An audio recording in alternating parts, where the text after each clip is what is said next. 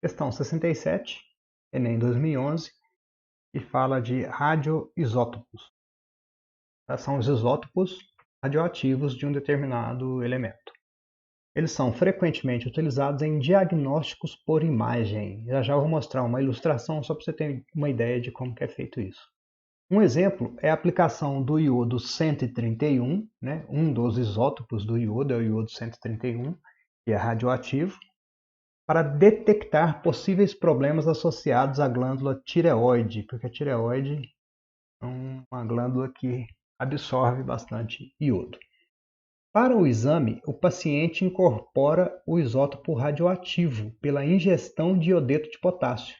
Então a pessoa ingere iodeto de potássio, né, Ki, porém esse Ki é feito com iodo 131, né, numa certa proporção, uma proporção bem baixa, tá? Muito baixa de iodo 131. E aí esse iodo se concentrará na região a ser analisada, que é a glândula tireoide. Um detector de radiação varre a região e um computador constrói a imagem que irá auxiliar no diagnóstico. Aqui está a pessoa que ingeriu iodo 131. Né? Esse iodo 131 que ela ingeriu foi na forma de iodeto de potássio. O iodeto de potássio ele é absorvido pela tireoide, né, que fica aqui nessa região aqui, próximo da garganta. E o iodo que está presente ali, ele é radioativo, então esse iodo vai emitir radiação. E aí a radiação é observada por um cintilômetro. Tá? Cintilômetro é um aparelho detector de radiação e depois de programas, né, computacionais, ele transforma essa radiação que ele recebe, né, proveniente do iodo 131, em uma imagem. Então aqui, por exemplo, dá para ver mais ou menos aqui o contorno aqui da pessoa, né, o pescoço por aqui assim, certo? E aqui, ó, a tireoide. Então, pelo exame, o formato da tireoide, o tamanho do desenho aqui, dá para saber se a tireoide apresenta problema ou não. Uma ilustração simples aí para mostrar como é que é feita a cintilografia. O iodo 131, nesse caso, ele é um traçador radioativo. A pessoa ingere e você vai acompanhar, usando os detetores de radiação, o caminho desse iodo, né? E no caso aqui ele se acumula na tireoide. O radioisótopo em questão, o iodo 131, apresenta um tempo de meia-vida igual a 8 minutos. Lembra da outra questão lá do tempo de meia-vida do carbono 14? Era mais de 5.000 anos o tempo de meia-vida do carbono 14. Olha o do iodo, 8 minutos. É um tempo de meia-vida curto, significa que a velocidade de decomposição dele é rápida. Então, o radioisótopo em questão apresenta tempo de meia-vida igual a 8 minutos e emite radiação gama e partículas beta em seu decaimento radioativo. Certo? Então, a pergunta no decaimento radioativo do iodo, só um detalhe, ó. Essa questão foi retirada. Esse site é do Departamento de Química da Universidade Federal de Santa Catarina, é muito bom. Lá você encontra muita informação confiável de química. No decaimento radioativo do iodo 131, tem C. Ele vai emitir radiação gama, partículas beta. Vamos começar pela letra E aqui, ó. Formação de um elemento químico com um diferente número de massa. Tanto a radiação gama quanto as partículas beta têm massa zero. Então, se ele vai perder uma partícula que tem massa zero e vai emitir uma radiação que tem massa zero, a sua massa não muda. Então, está errada essa alternativa aqui. Alternativa D. Possibilidade de sua aplicação na datação de fósseis. Fósseis têm milhares de anos. Milhares de anos. O tempo de meia-vida desse aqui, do iodo, é de apenas 8 minutos. É muito curto, significa que ele se decompõe muito rápido. Então não serve para datar fóssil que tem milhares de anos. Por isso que para datar fóssil a gente usa carbono 14, que tem tempo de meia-vida cerca de 5.000 anos, né? A gente viu na outra questão. Então também não serve para datar fóssil. Letra C. Emissão de radiação que necessita de um meio para se propagar. Ou, em outras palavras, ele emite uma radiação eletromagnética que não se propaga no vácuo.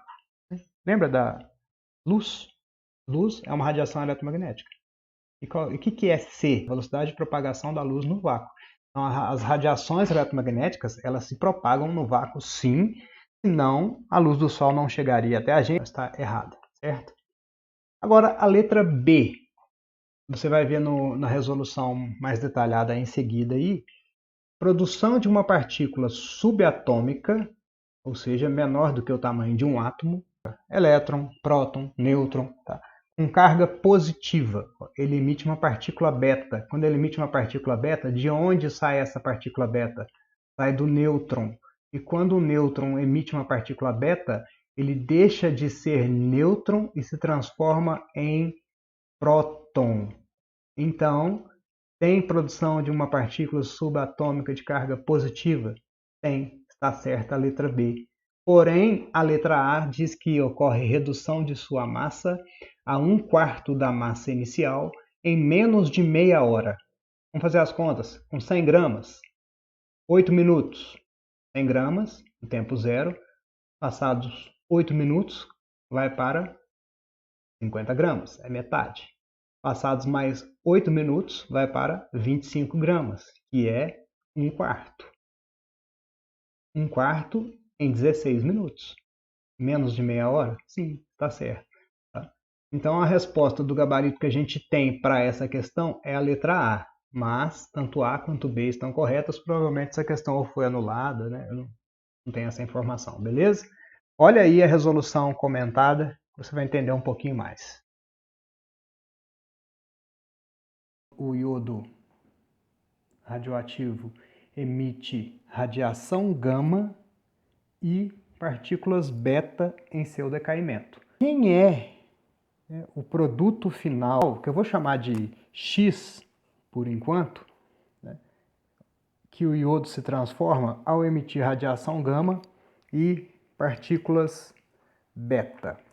Vamos comparar primeiro com relação à radiação gama. A radiação gama é uma onda eletromagnética que tem massa zero e carga zero. Então, em relação à radiação gama, o que vai mudar aqui? Não vai mudar nada, porque a massa da radiação gama é zero, a massa do iodo é 131, então, em relação à radiação gama, não tem nenhuma alteração, nem na carga, nem na massa, certo? E a outra emissão é partícula beta. A partícula beta tem carga -1 e tem massa 0. Então, olha aqui, ambos têm massa 0. Se ambos têm massa 0, qual que é a perda de massa? Lembrando que a massa é o maior, é o que está em cima. Qual que é a perda de massa associada à emissão de gama e de beta? Nenhum vai influenciar na massa, porque nenhuma das duas, nem a partícula beta, nem a radiação gama apresentam massa. Então, a massa desse elemento X continuará sendo 131, tá? Porque nenhuma dessas duas emissões contribuem com perda de massa. Ambas têm massa 0. Ok, só que, em relação ao número de prótons, será que vai mudar? O iodo tem 53. Esse elemento X, quantos ele terá? A radiação gama tem carga e massa 0. A partícula beta tem massa 0, mas tem carga -1. De onde vem essa partícula beta? Para quem não lembra, partícula beta vem do nêutron. O nêutron, que tem carga 0 e tem massa 1, né? O nêutron participa da massa. Ele é, vamos dizer assim, ele é igual à soma de um próton mais uma partícula beta mais um neutrino. Tá? O nêutron, que é uma partícula subatômica, ainda é subdivisível. Esse neutrino tem massa e carga 0. A partícula beta tem carga -1 e tem massa 0. E o próton tem carga +1 e tem massa 1. Então, olha aqui, some as massas. 1 mais 0 mais 0 dá 1, certo? Some as cargas. +1 menos 1, 0. Mais 0, 0. Tá? Então, quando um elemento emite uma partícula beta, ele está tirando isso aqui do nêutron. Se isso aqui vai embora do nêutron, o que sobra lá onde era nêutron? Sobra um próton, que tem massa 1, então a massa se mantém, mas a carga que era 0 passa a ser mais 1, porque o neutrino não contribui com massa. O que neutralizava esse mais 1 foi embora, então passa a ter um próton a mais do que tinha antes. Um nêutron é transformado em um próton. Aqui, ó, 131. Essa massa aqui, esse número de massa aqui, é prótons mais nêutrons, né? Se ele tinha, o iodo, 53 prótons, ele também deveria ter 78 nêutrons. Quando ocorre a emissão de partícula beta, um desses nêutrons aqui passa a ser próton. Então, a massa final aqui continua sendo 131, só que agora ela é constituída de 54 prótons e 77 nêutrons. Tá? Por quê? Porque um nêutron deixou de ser nêutron e virou próton. Então, o número atômico agora desse elemento X é 54. Tá? Aí você vai na tabela periódica e descobre lá quem é o elemento de número atômico 54. Eu chamei de X por acaso, né? Que eu não sabia quem era, mas ele é o xenônio, cujo símbolo é XE. Beleza? Então, a emissão de partícula beta causou um aumento no número de prótons. Como ambos não têm massa, a massa ficou a mesma. Dúvidas? Entrem em contato, bons estudos e até a próxima.